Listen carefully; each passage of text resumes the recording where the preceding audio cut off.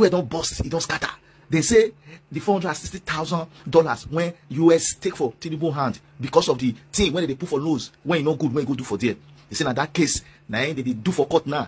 They want to see how the lawyers of Tinubu will take defend that case. They even thought say, one of them they thought say, that case, they not register with Nigerian law because now foreigner. But they forget say, now America, now they lead the world. Whatever they do or whatever they say for America, it will happen for everywhere in the world. And not only that, it's still there our constitution that anybody when you do that kind of thing, when they put for laws, anywhere you do it for the whole world, that person don't feel rule Nigeria as a president or governor, whatever you want to do as a leader for Nigeria, you know, will fit. May not come say that me they talk. I will leave now make now watch them the way they analyze them. Before you finish the watching, as they watch and make you share this video, leave your comment for the comment section so that Facebook will recommend it to other people to see. If now the first time you they come across my video, now be this, I bet kindly follow this page. Anytime I upload new video, you will be the first person to see it. I don't come again, all the kill us now. Up. Now with the reason they go. Our national anthem remain the same. Now be laba boom, don't laba. Watch it now. Now be this NATO. Ever since the pre-hearing at the Presidential Election Petition Tribunal, many have been wondering how Tinubu's legal team will defend all his baggages, most especially his forfeiture of $460,000 to the US government, being funds traced to narcotics trafficking. It's not just about whether he was convicted or imprisoned as a result, it's about the moral burden of having someone with direct links to narcotics as the president of Nigeria. Now that Tinubu's legal team have submitted their final address to the court, we will take them one by one to see the reasons they advanced in defense of his narcotics past.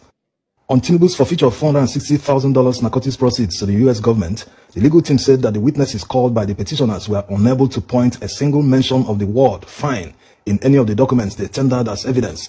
That one witness also admitted that the judgment was not registered in Nigeria in line with the Reciprocal Enforcement of Foreign Judgments Ordinance and Foreign Judgment Reciprocal Enforcement Act. That failure to register foreign judgments mean it won't apply in Nigeria. It can be enforced. They went ahead to cite some judicial precedents to support their argument, Grosvenor Casinos Limited versus Halui and others. They also said that the witnesses could not prove any conviction because they didn't tender any certificate containing any copy of a sentence or fingerprints and photographs of Tinubu. That failure to do that means that they didn't fulfill Section 249 of the Evidence Act. In further arguments to support this, they cited a judicial precedent, Oboru versus Ibori, 2006. Tinubu's counsel continued that the letter they tendered in evidence shows that Tinubu doesn't have a criminal record in the United States. They concluded by saying that they expected the petitioners to have, quote, apologetically dropped this arm of their petition while withdrawing the petition in its entirety. They are still begging for withdrawal of the petition at this stage of the hearing. Comment. Just like in the other video we made yesterday, they are still basing their arguments on technicalities. They are not arguing that Tinubu didn't have links to narcotics. Otherwise, how did narcotics money running into thousands of dollars end up in his account? They are simply saying that he wasn't convicted for it. Therefore, he can't be held responsible for any wrongdoing. The fact that someone wasn't convicted of a crime doesn't mean the person didn't do it. Many examples abound, like people on the run. The police have evidence, but because they are on the run, they've not been brought to justice. So whatever their argument, the most important question here is, would you want such a person with links to narcotics to manage your company? Not to talk of being president of the country? Can you, in all honesty, trust such a character? What is the consequence going forward in Nigeria? Does it mean that people with worse baggages will contest and become presidents in the future? There's a judicial precedent that the current Chief Justice of Nigeria was part of. In that case between Mohammed Abacha and the federal government, the honorable justices, while delivering judgment, said that forfeiture is the result of a crime. That if no crime was committed, a forfeiture can't be made. In Tinubu's circumstance, how did narcotics proceeds running into thousands of dollars end up in his bank account if he wasn't involved? Or if he didn't have the intention to launder the money? Remember that the money traced to his numerous accounts was way over what he could have earned legitimately as salaries when he was working as an accountant. So will the honorable justices turn around and agree with Tinubu's lawyers that the fact he didn't go to prison, he can't be held responsible for his actions that led to the forfeiture? Abacha didn't go to prison, but he forfeited billions of naira to the federal government. Coming to the Oboru versus Ibori case, they cited the fact that certificates and other documents of Ibori's previous conviction in the UK didn't pass through the bureaucratic process in Nigeria. Doesn't mean it didn't happen. He went to jail. They succeeded in shielding Ibori from justice despite his UK conviction in the 90s. He should never have been governor. So based on their argument, they are saying that despite the world knowing about Tinubu's narcotics past, the mere fact that the judgment wasn't registered in Nigeria exonerates him from the crime in Nigeria. Nigerians are watching to see how they will decide.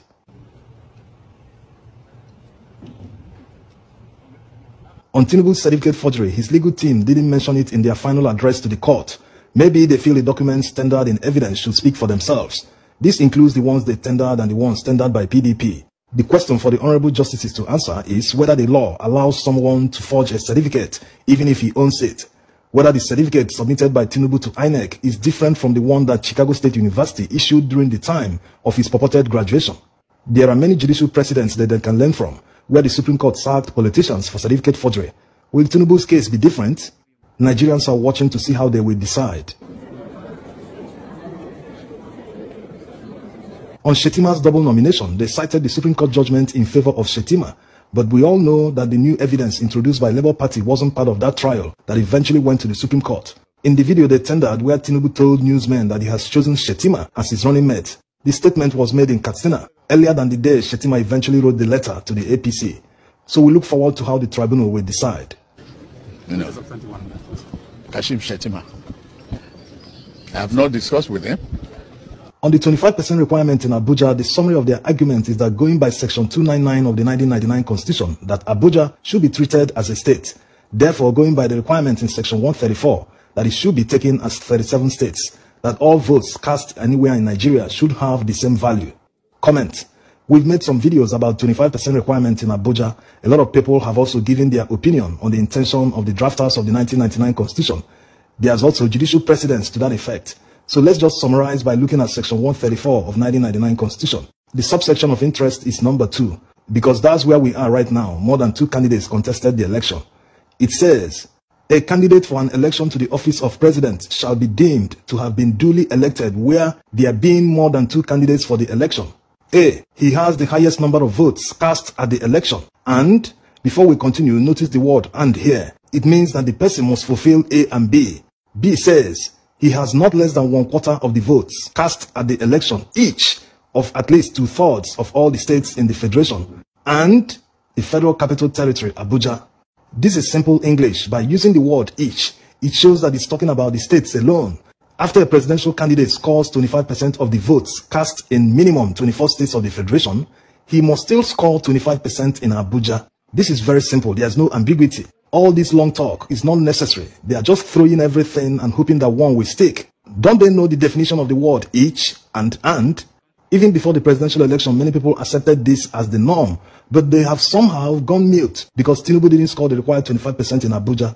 Another hint that reinforces the mandatory requirement of 25% in Abuja can be seen in the same Section 134, subsection 3. It says, the candidate who scored the highest number of votes at any election held in accordance with the said subsection 2 of this section, and one among the remaining candidates who has a majority of votes in the highest number of states. So, however, that where there are more than one candidate with majority of votes in the highest number of states, the candidate among them with the highest total of votes cast at the election shall be the second candidate for the election.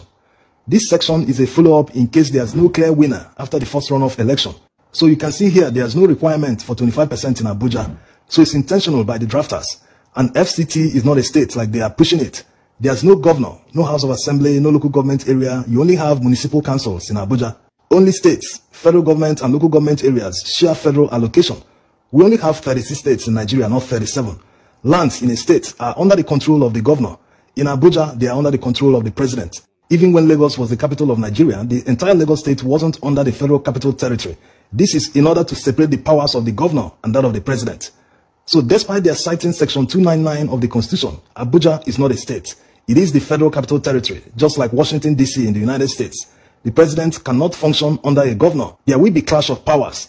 That's why they created a Federal Capital Territory where no governor is elected.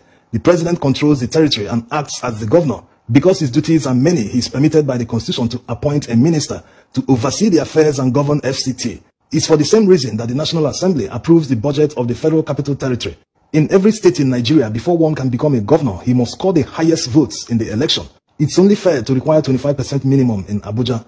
So the law is meant to be obeyed, whether you like it or not. Apart from other issues with the election and Tinubu's baggages, the one that is inescapable is 25% requirement in Abuja. Nigerians are not begging anyone to do the right thing. They are only demanding that justice be done. This is our constitution we are talking about. No amount of judicial and technical gymnastics will overturn 25% requirement in Abuja. It is there in plain language. All former presidents fulfilled this important requirement all the way back to MKO Abiola before all of them were declared winner. Tinubu's case will never be different. Thanks for watching.